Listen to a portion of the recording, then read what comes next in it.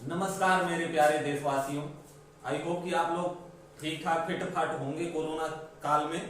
हम लोग बात करेंगे आज हिंदू धर्म की कि हिंदू धर्म कितने संप्रदाय में बटा हुआ है, कितने पंथ में बटा हुआ है और किस संप्रदाय में किस पंथ में कौन से लोग किस देवी देवता की पूजा करते हैं। ठीक है, आपको लगता होगा कि हिंदू धर्म एक ही है जिसमें राम कृष्ण शंकर ब्रह्मा सबकी पूजा हो रही, तो ऐसा नहीं है।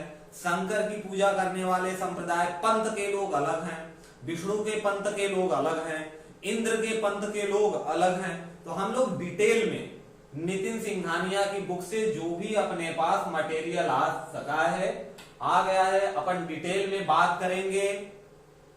बिल्कुल एक एक पॉइंट को देखते हुए बस 10 मिनट आपको देना है। 10 मिनट अगर आपने दे लिया तो आप अपने बारे में, अपने धर्म के बारे में अच्छे से जान जाएंगे। तो शुरू करते हैं यहीं से कि धर्म कहते किसे हैं। ठीक है, धर्म होता क्या है और हिंदू धर्म। और जैसा कि हमें पता है कि भारत में लगभग 18 मुख्य धर्म चलते हैं।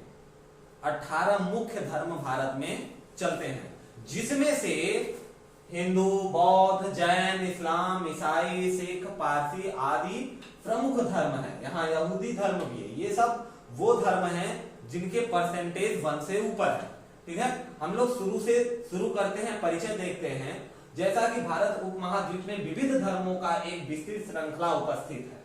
अच्छा, इसी क्रम में स्वामी विवेकानंद ने, जिन्होंने शिकागो के विश्व धर्म संसद में उद्घोष किया था 1893, ध्यान देंगे 1893 में स्वामी विवेकानंद ने शिकागो के धर्म सम्मेलन में भाग लिया था।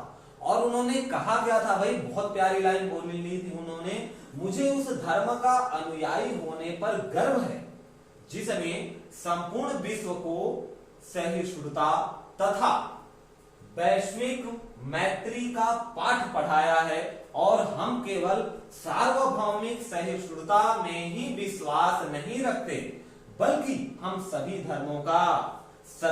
धर्मों की सत्यता को स्वीकार भी करते हैं। यानी हम किसी भी धर्म को गलत नहीं मानते, सबके अस्तित्व को स्वीकार करते हैं। और जैसा कि आपको पता है कि जैसे ही स्वामी विवेकानंद ने असेंबली में बोला कि मेरे अमेरिकी भाइयों और बहनों, तो तालियों की गड़गड़ाहट कितनी सुनाई दी थी। भारत में जो धर्मों का मुख्य कौन कौन से धर्म चलते हैं, हिंदू, बौद्ध, ये हमने बात ही कर ली। ठीक है, अब हिंदू धर्म की हमें आज बात करनी है। तो जैसा आपको पता है कि ईरान से जब लोग यहाँ पे व्यापार करने आए थे तो वो भारत सिंधु नदी के किनारे बसने की वजह से सिंधवासी कहते थे। और ईरानी शब्द में स का मतलब ह होता है, उसी से सिंध से निकल के आया हिंद और सिंधवासी से निकल के आया हिंदवासी और वहीं से बन जाता है आपका हिंदुस्तान। और जबकि अब तो नाम इंडिया हो चुका है प्यारे भारतवर्ष का आपके। ठीक है, और हिंदुस्तान में ही बसने वाले लोगों का धर्म हिंदू धर्म कहला गया। ठीक, तो हिंदू धर्म की उत्पत्ति के लिए हमने देखा विभिन्न प्रकार के मत तथा पंथ पाए जाते हैं। कहां? हिंदू धर्म में। हिंदुत्व शब्द की उत्पत्ति हिंदू नामक शब्द से हुई, जिसे सिंधु नदी के आसपास के भौगोलिक क्षेत्र में निवास करने से संबंधित है। जैसा कि हम लोगों ने पहले ही बात कर ली। अब सीधे बात करते हैं कि हिंदू धर्म की परंपराएं क्या कहती हैं। तो हिंदू धर्म के अनुसार काम यानी सुख तथा अर्थ की प्राप्ति के लिए, अर्थ मतलब धन, अर्थ का मतलब क्या हुआ? धन। काम यानी सुख, अर्थ की प्राप्ति का प्रयत्न किया जाना चाहिए। जब ये दोनों चीजें मिल जाएं, तब व्यक्ति को धर्म की तरफ, धर्म यानी साधुता को अपना लक्ष्य बनाना चाहिए। यही हमारा हिंदू धर्म कहता है। या धर्म क्या कहता है? तो धर्म ये कहता है कि मनुष्य को अपने जीवन का लक्ष्य सुख की तरफ और अर्थ की तरफ रखना चाहिए। यानी धन कमाओ और उसका उपभोग करो, और जब ये काम दोनों हो जाएं सफलतापूर्वक, तब मनुष्य का कर्तव्य है कि वो धर्म की चेष्टा करे, यानी साधुता अपने अंदर लेके आए। उपनिषदों में स्पष्ट किया गया है कि जीवन की 4 अवस्थाएं होती हैं। आप सभी को ये बात पता होगी कि जीवन की 4 अवस्थाएं, पहली होती है ब्रह्मचर्य अवस्था, जिसे हम अविवाहित अवस्था भी कहते हैं, या जिसे विद्यार्थी अवस्था भी कहा जाए तो गलत नहीं होगा। ठीक, ब्रह्मचर्य पहला अवस्था। दूसरा होता है गृहस्थ अवस्था, जिसमें वैवाहिक जीवन शुरू होता है। तीसरी आती है वानप्रस्थ, जिसमें एकांतवास। क्या होता है कि जब एक उम्र हो जाती है, परिवार की जिम्मेदारियों से मुक्त होकर आदमी जिम्मेदारी परिवार की दूसरे मुखिया के ऊपर डालकर कुछ दिन तक देखता है कि नहीं काम सही से चल रहा है, सुचारू रूप से चल रहा है कि नहीं, लेकिन वो काम में हस्तक्षेप नहीं करता, एकांतवास लेता है। और जैसे ही एकांतवास वाली अवधि पूरी होती है, यानी मोह माया से आदमी थोड़ा सा ऊपर उठता है, तब वो किसको धारण कर लेता है? संन्यास अवस्था, जो कि अंतिम अवस्था है, जिसे आप तपस्वी अवस्था भी कह सकते हैं। इस प्रकार से इसको समझ सकते हैं, ये तपस्वी अवस्था को इंसान धारण कर लेता है। ये 4 अवस्थाएं हैं आपके हिंदू धर्म की। अब आगे बढ़ते हैं और हम देखेंगे कि हिंदू धर्म के भाग कितने हैं। तो हिंदू धर्म को 4 भागों में बांटा गया है। ठीक है, हिंदू धर्म को 4 पंथों में बांटा गया है, 4 संप्रदाय में बांटा गया है। देखिए क्या है भाई, हिंदू धर्म के अंतर्गत 4 प्रमुख पंथ हैं। कितने? 4 प्रमुख पंथ हैं।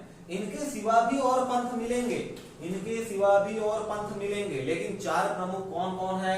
तो पहला आता है वैष्णववाद, दूसरा आता है शैववाद। यहीं से क्वेश्चन तैयार होगा, यहीं से क्वेश्चन तैयार।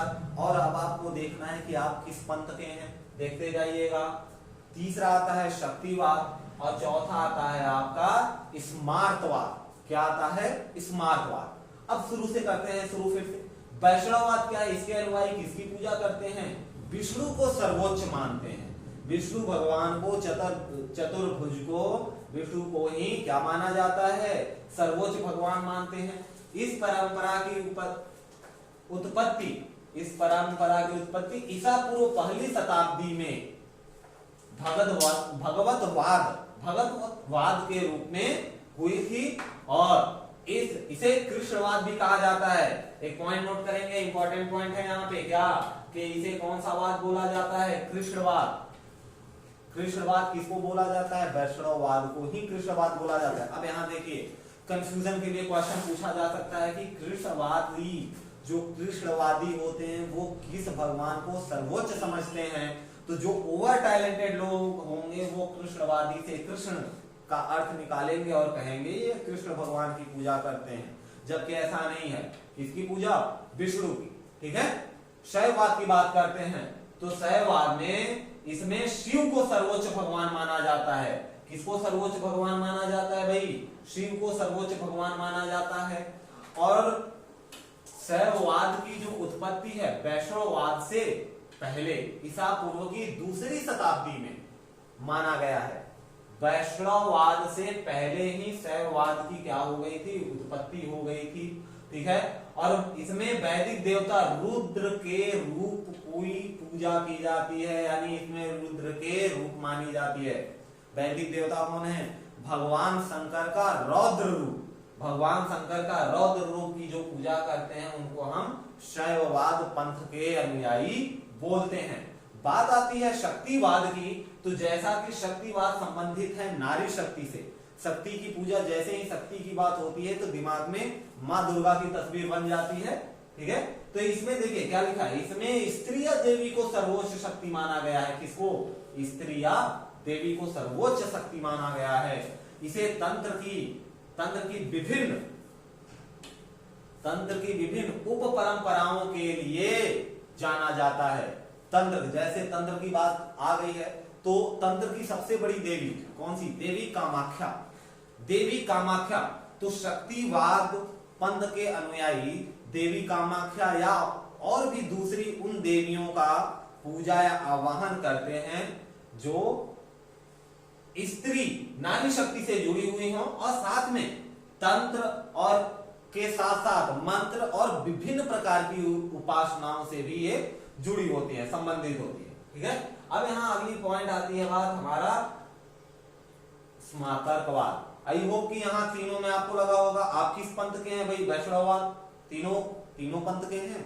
नहीं, ऐसा नहीं होता है। 4 नाव पे 3 नाव पे पैर नहीं रख सकते। ठीक, स्मार्तवाद में देखते हैं क्या पता आप इस पंथ के हो। तो यह पुराणों की शिक्षाओं पर आधारित है। कौन? स्मार्तवाद पुराणों की शिक्षाओं पर आधारित है। ये 5 पंच देवताओं के साथ 5 धर्मों 5 देवताओं की पूजा की जाती है। स्मार्तवाद में 5 देवताओं की पूजा की जाती है। 5 धार्मिक स्थलों की घर में ही पूजा पर विश्वास करते हैं और सभी को समान माना जाता है। ये देवता कौन कौन से देवता हैं भाई? इन देवताओं का नाम आपको याद रखना है। शिव, शक्ति, गणेश, विष्णु और सूर्य। शिव, शक्ति, गणेश, विष्णु और सूर्य, वो 5 देवता शिव, शक्ति, गणेश, विष्णु और यहाँ पे हैं सूर्य। ठीक है, ये 5 देवताओं की घर में ही स्थापना करके 5 देवताओं को बराबर सम्मान दिया जाता है, यानी इनको बराबर माना जाता है और इनकी पूजा की जाती है स्मार्तवाद में। और इसमें ब्राह्मण की 2 अवधारणाओं को स्वीकार किया गया है, सगुण ब्राह्मण और निर्गुण ब्राह्मण। आई होप कि इनके इस सगुण और निर्गुण से आप वाकिफ होंगे। सगुण ब्राह्मण यानी गुणयुक्त ब्राह्मण और निर्गुण ब्राह्मण यानी गुणों से रहित, गुण विहीन ब्राह्मण। ठीक है, तो ये थे आपके हिंदू धर्म के मुख्य 4 पंथ। इसके अतिरिक्त और भी पंथ हैं जिनका हम इन चारों का विवरण डिटेल में पढ़ने के बात करेंगे। अब फिर से आते हैं पहले नंबर पे। हमारा पहले नंबर पे क्या था? वैष्णव पंथ था, वैष्णववाद। अब वैष्णववाद के अंतर्गत, वैष्णव परंपरा के अंतर्गत प्रमुख संप्रदाय कौन कौन से आते हैं? तो यहाँ पे ध्यान देने वाली बात यह है, क्योंकि अब हम छोटे छोटे पॉइंट पे घुस रहे हैं, छोटे पॉइंट को सॉल्व करने चल रहे हैं। कैसे भाई? देखिए, वारकरी संप्रदाय, शायद नाम पहली बार सुन रहे हैं। वारकरी संप्रदाय वैष्णव संप्रदाय के अंतर्गत आने वाली प्रमुख संप्रदाय है। इस संप्रदाय के अनुयायी भगवान विष्णु के विट्ठल के स्वरूप का पूजा करते हैं। विट्ठल के स्वरूप के हुए अवतार की पूजा करते हैं। इनकी पूजा पद्धति का केंद्र महाराष्ट्र के पंढरपुर में स्थित विट्ठल का मंदिर है। ध्यान देंगे। अब यहां से एक छोटा सा क्वेश्चन बनता है कि वारकरी संप्रदाय का जो मुख्य केंद्र है वो कहां पे है? तो वारकरी संप्रदाय का मुख्य केंद्र महाराष्ट्र के पंढरपुर में स्थित है। ठीक है भाई। और इस संप्रदाय में और क्या होता है? तो इस संप्रदाय में शराब और तंबाकू के प्रति कठोर निषेध होता है। इसकी 21 दिन तक चलने वाली वार्षिक तीर्थ यात्रा वारी, यहाँ वारी पे अभी काम होगा, बात होगी वारी। वारी क्या है? रोचक आयोजन होता है। वारी में क्या होता है कि वारकरियों द्वारा समाधि से पंढरपुर तक, वारकरियों द्वारा समाधि से पंढरपुर तक संतों की पादुकाएं ले जाई जाती हैं। तीर्थ यात्रा के दौरान रिंगण और धवा के आयोजन होते हैं। रिंगण और धवा पूजा के 2 प्रोसेस है पूजा पद्धति के। अभी यहाँ देखिए, रिंगण के अंतर्गत बताया गया क्या होता है भाई। तो रिंगण के अंतर्गत तीर्थ यात्रियों की पक्तियों के बीच में घोड़े को दौड़ाया जाता है, पवित्र घोड़ा दौड़ाया जाता है, जो उसके द्वारा उड़ाई गई धूल को पकड़ने का प्रयास करते हैं। कौन? भक्तगण, और उन्हें अपने माथे पर लगाते हैं। इस संप्रदाय के अंतर्गत प्रमुख व्यक्तियों में नाम याद रखेंगे, ज्ञानेश्वर, नामदेव, ठीक है, एकनाथ, ज्ञानेश्वर, नामदेव, एकनाथ, और कौन? तुकाराम। ये इनका 4 नाम कभी कभी छोटे एग्जाम में पूछ लिया जाता है कि तुकाराम किस संप्रदाय से संबंधित थे। तो तुकाराम 1598 से लेके 1650 तक ये वारकरी संप्रदाय से संबंधित थे। एकनाथ 1533 से 1599, ये भी। नामदेव 1270 से 1350 और ज्ञानेश्वर 1275 से 1296 तक इनका समय रहा है। और इन्होंने समाज के लिए बहुत अच्छा योगदान दिया है, अच्छे अच्छे विचार चलाए हैं। ठीक है, अब हम बात करेंगे रामानंदी संप्रदाय की। तो रामानंदी संप्रदाय सुनते ही कई लोग समझ गए होंगे कि बिल्कुल ये राम की बातें हो रही हैं। तो यहाँ देखिए क्या लिखा है कि रामानंदी संप्रदाय ये अद्वैत विद्वान रामानंद की शिक्षाओं का अनुपालन करते हैं। किसकी शिक्षाओं का अनुपालन करते हैं भाई? तो रामानंद की शिक्षाओं का अनुपालन करते हैं। यह हिंदू धर्म के भीतर सबसे बड़ा मठ समूह है, सबसे बड़ा मठ समूह है हिंदू धर्म के भीतर। एवं इन वैष्णव साधुओं को रामानंदी बैरागी या बैरागी कहा जाता है। वैरागी या बैरागी कहा जाता है। वे राम की पूजा करते हैं। किसकी पूजा करते हैं? राम की पूजा करते हैं। ठीक है, कौन राम की पूजा करते हैं? रामानंदी संप्रदाय। आप किसकी पूजा करते हैं? बताइएगा जरूर कमेंट में। ठीक, ये तपस्वी ध्यान करते हैं और तपस्वियों की कठोर प्रथाओं का पालन करते हैं, लेकिन उनका यह भी मानना है कि मुक्ति प्राप्ति के लिए ईश्वर की कृपा आवश्यक होती है। वे मुख्य रूप से गंगा के मैदानों के आसपास बसे हैं। इसके लिए दो उप समूह त्यागी और नागा। रामानंदी संप्रदाय के ही दो मुख्य पंथ चलते हैं। इनकी दो शाखाएं हो जाती हैं, एक नागा की और दूसरी किसकी थी? त्यागी। दूसरी किसकी है? त्यागी। ठीक, त्यागी जो सब कुछ त्याग के अपना वो सरंगी लेके देखते हैं, घूमते रहते हैं, जोगी बाबा। और इसी क्रम में आगे बढ़ते हैं। ये हमारे थे कौन थे भाई? तो वैष्णव संप्रदाय के अंतर्गत आने वाले, वैष्णव पंथ के अंतर्गत आने वाले कौन? वारकरी संप्रदाय और रामानंदी संप्रदाय। आगे अगर हम चलें तीसरे पेज में,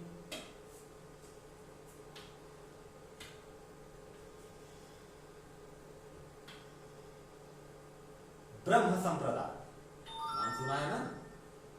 ब्रह्म संप्रदाय।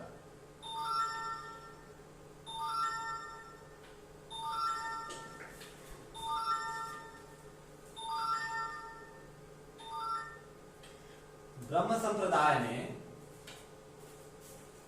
यह पार ब्रह्म या सार्वभौम भगवान, निर्माता भगवान विष्णु, इसे ब्रह्मवश इष्टदेव ब्रह्मा नहीं समझा जाना चाहिए। हाँ, जैसे अभी हम लोगों ने कृष्णवाद की बात की थी कि कृष्णवाद को ब्रह्मवश कृष्ण से संबंधित न समझा जाए, वैसे ही ब्रह्म संप्रदाय को ब्रह्मवश ब्रह्मा से संबंधित न समझा जाए। ये किससे संबंधित है? भगवान विष्णु से।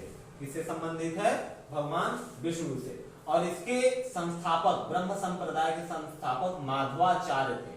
चैतन्य महाप्रभु द्वारा प्रचारित गौड़ीय वैष्णववाद ब्रह्म संप्रदाय से संबद्ध है। इस्कान इस संप्रदाय से संबंधित है। देखिए, माधवाचार्य का नाम आपने सुना होगा। चैतन्य महाप्रभु की तो कई कहानियां बचपन से बुकों में भी पढ़ाई जाती हैं। तो माधवाचार्य ही संस्थापक थे इसके ब्रह्म संप्रदाय के। देखिए, ये जो संप्रदाय इतने बट जाते हैं, ये क्या है? ये विचार है। लोगों के अपने अपने विचार हैं। जो जिस विचार से, जिसके विचार से प्रभावित हो जाता है, वो व्यक्ति उसको अपना गुरु बना लेता है। या हमें इनके विचार अच्छे लगते हैं, इनके विचार सुनने पर हमें शांति मिलती है। यही तो है धर्म। ठीक, आगे बढ़ते हैं। आगे पुष्टि मार्ग संप्रदाय। ब्रह्म संप्रदाय के बाद आता है पुष्टि मार्ग संप्रदाय। अब पुष्टि मार्ग संप्रदाय किसके द्वारा भाई? वल्लभाचार्य द्वारा लगभग 1500 ईस्वी में स्थापित वैष्णव संप्रदाय है। वैष्णव संप्रदाय का एक और अंग कौन आ गया? पुष्टि मार्ग संप्रदाय वल्लभाचार्य द्वारा ये संस्थापित है। ठीक है, इसकी इनका दर्शन की परम सत्य केवल एक और एकमात्र ब्रह्म है। इनका दर्शन क्या है? इनके वाक्य क्या है? कि ये विश्वास करते हैं परम सत्य पर। और वो परम सत्य क्या है? कि एक एवं एकमात्र ब्रह्म है।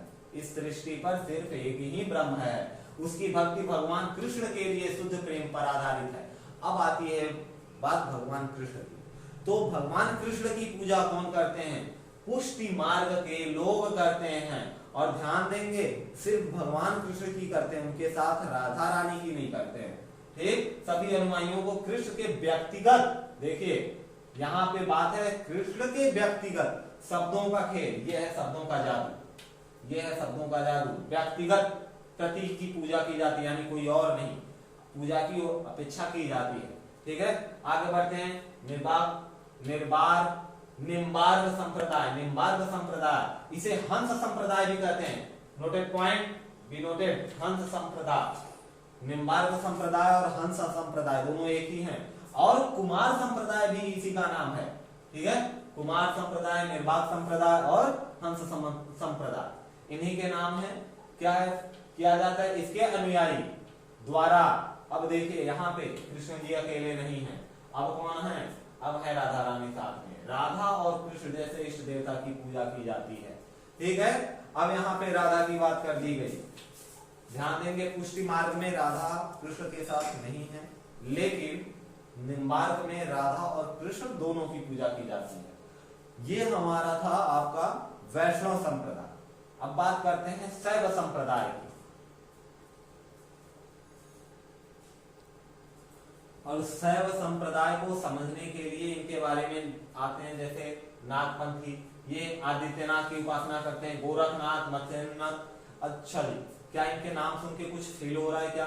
गोरखनाथ, मत्येंद्रनाथ, आदिनाथ, ये सब हठ योगी थे, ये सब क्या थे, तांत्रिक थे, पहुंचे हुए तांत्रिक थे। तो हम इनके बारे में यानी शैव संप्रदाय से आगे की जितनी भी बातें हैं उसको अगले लेक्चर में कंटिन्यू करेंगे। ठीक है, तब तक के लिए जय।